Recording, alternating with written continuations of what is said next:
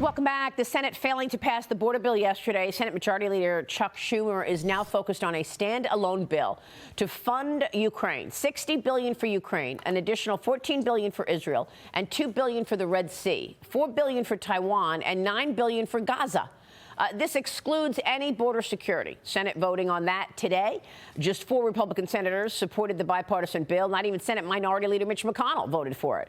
Connecticut Senator Chris Murphy revealed that not only did McConnell endorse the deal, he, quote, wrote the deal. Joining me right now is Missouri Congressman Eric Burlison. He is a member of the House Oversight Committee. Congressman, good to see you. Thanks very much. Can you tell us what's going on in Congress this morning in terms of this move to have a standalone bill, no border security now?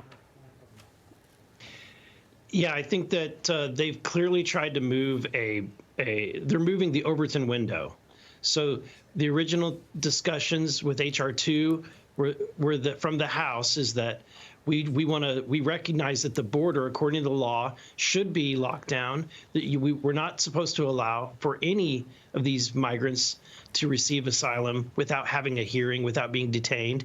And yet now the discussion is moved to what the Senate has changed the debate to, which is how many illegal immigrants are we going to allow into the country? And so I think that the House recognizes that this is dead on arrival.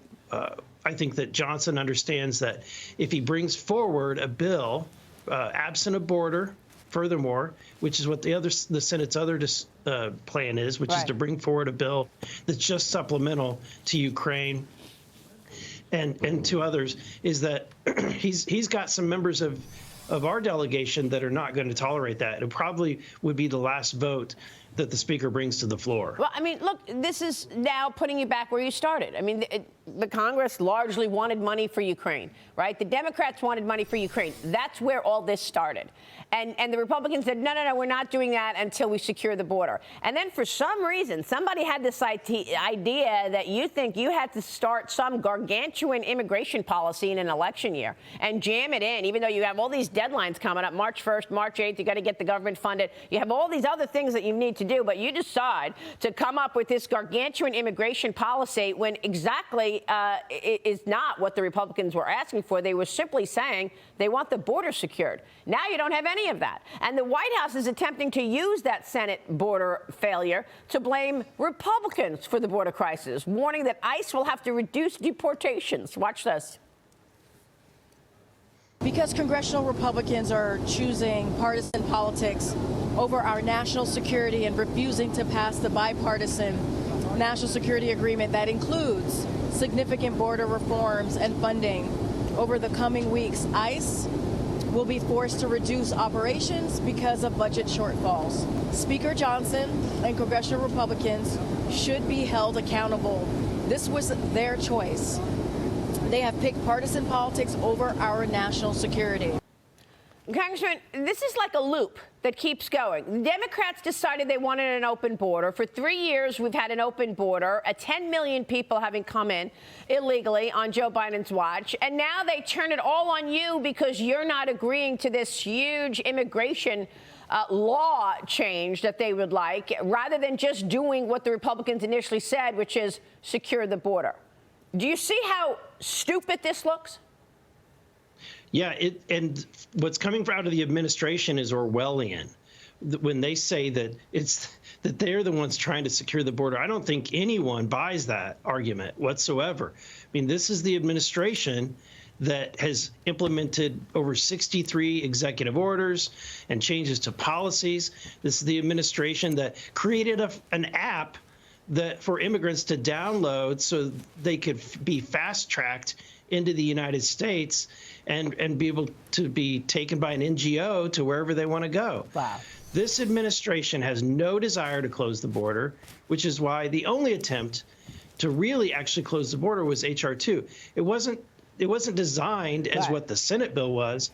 It was designed to actually eliminate some of the mechanisms that the Biden administration uses to get around the law. Yeah. And so I think, to your point, we all recognize that if this president doesn't respect our law today, I'm not sure that anything we pass is going to force him to close the border. Yeah. But this double speak out of his administration, I don't think the American people, I don't think they buy that whatsoever. Yeah. Tiana, jump in here, and I don't think they buy it either, Tiana. No, and I want to ask about a method that President Trump used to much success. You know, remittances to Mexico is now Mexico's largest source of foreign income, right? More than tourism, $63 billion a year, and it's increased 50% since Joe Biden took office.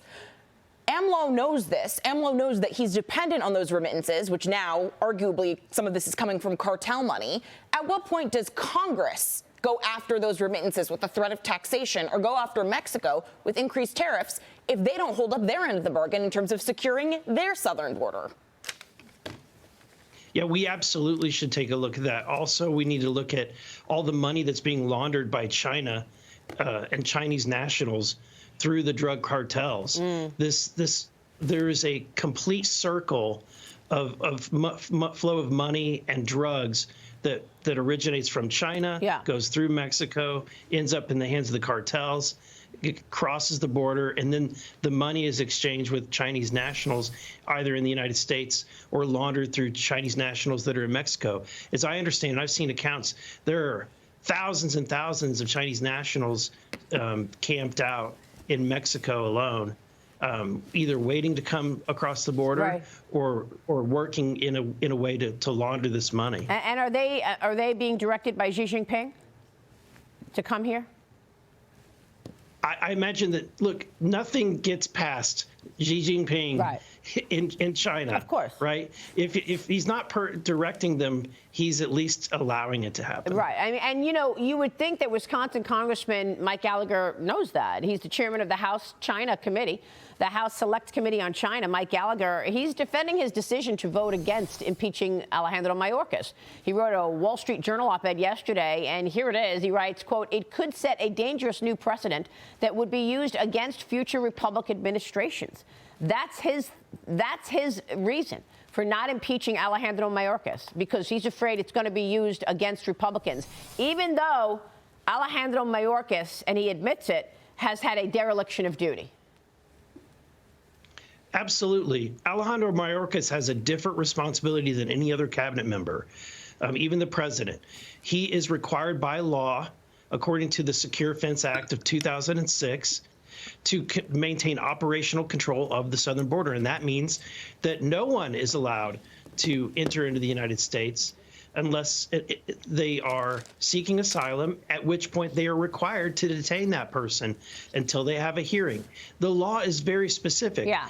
And it would be one thing if he was failing and he was attempting and failing, but this administration is not doing that. They are circumventing the law, and everyone sees it, which is why we should impeach him. Yeah, Todd, did you want to jump in? I understand that, Congressman, but to the American people, specifically to the Republican voter who put these individuals in office to get Mayorkas out of there, what do you tell them? Mayorkas is still in there today. Real quick. Yeah, I think that their voters need to tell them how they feel.